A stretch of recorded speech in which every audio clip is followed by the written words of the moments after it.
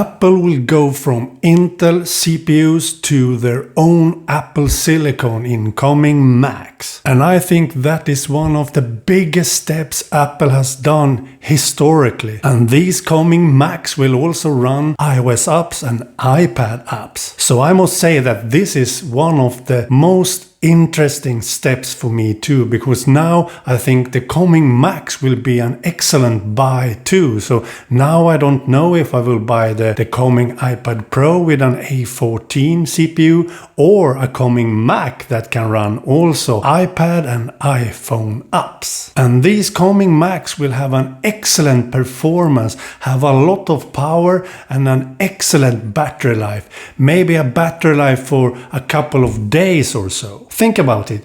When Apple has control over both hardware and software, then they can decide if a device that has a battery like a MacBook, if it should be powerful or it should have a long battery life or a compensation between those two. So for example, a MacBook Pro should have more performance, more power than a MacBook Air, for example, then they get a bit less battery life than the MacBook Air, but the MacBook Air doesn't need so much power, but it can have a battery life is for days really. And also iMacs doesn't have a battery, so an iMac could have all the power that Apple Silicon can give. So these coming iMacs can be so powerful and have an excellent performance, up to 150%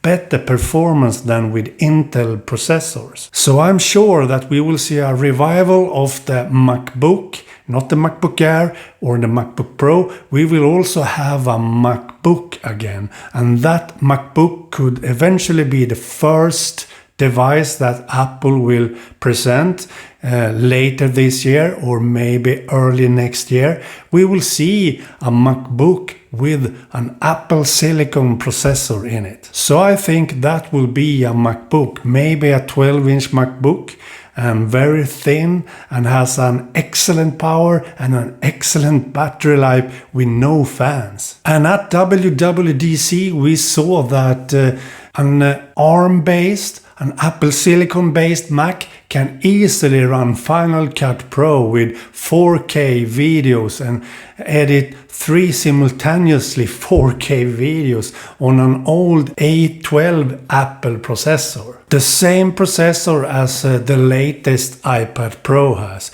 You can run Final Cut Pro and edit 4K videos on a Mac.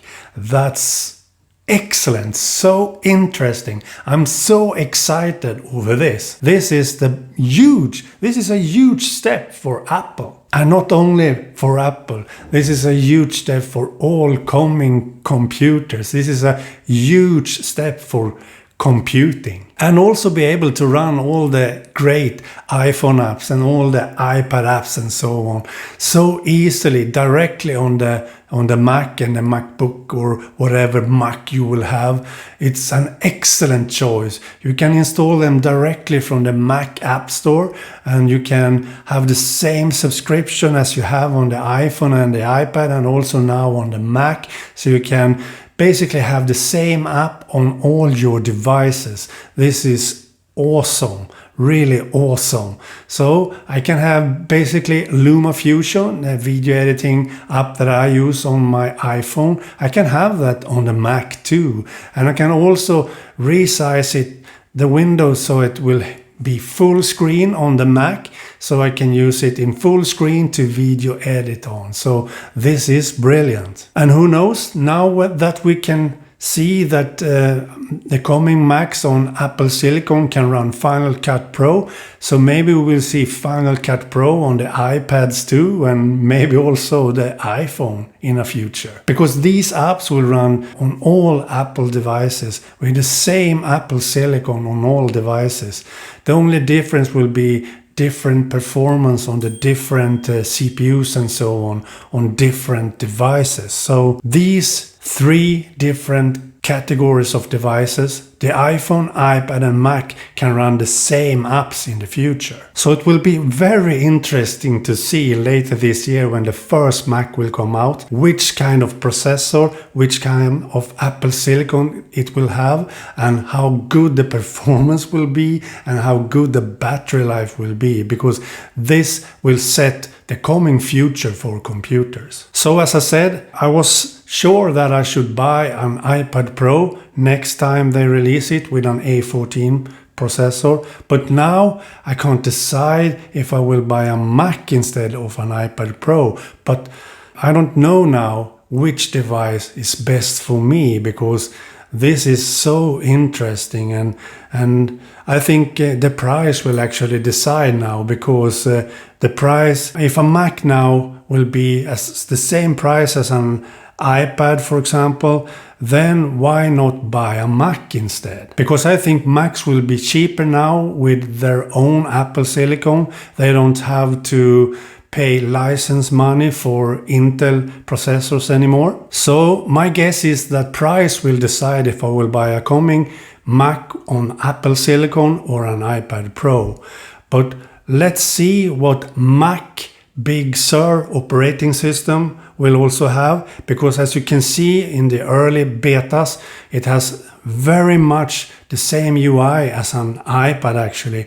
And if you look closely, you can see that it looks like it could be based for touch screens now. So maybe we will see touch screens on coming Macs too. And who knows, why not release a Mac with a magic keyboard, so the display is floating above the keyboard exactly as the magic keyboard for the iPad. I mean, why not actually? You could use a Mac with touch, with all the latest touch controls in the UI of macOS Big Sur. I mean, if you look closely, you see that it has it's based for touch now. You can actually feel that you can use touch in that operating system now. So why not release a Mac with a touch screen, a touch display? I know that Apple has said that they will never do that, but think about it. If they release a Mac with a magic keyboard, where the display is floating above the keyboard exactly as you have seen with the iPad Pro with the magic keyboard, and you can release the display from the magic keyboard and hold it in your hand and using touch instead of a mouse and keyboard with a Mac. Seriously, this could actually be something Apple will release in the future. So we will have an iPad Pro with a magic keyboard, and we will have a Mac that looks exactly identical with a magic keyboard. So you can decide if you want to buy an iPad Pro running iPadOS or a Mac running macOS in the future. That could be really interesting actually. So as you can hear, I'm very excited over this and the future for the Mac with Apple Silicon.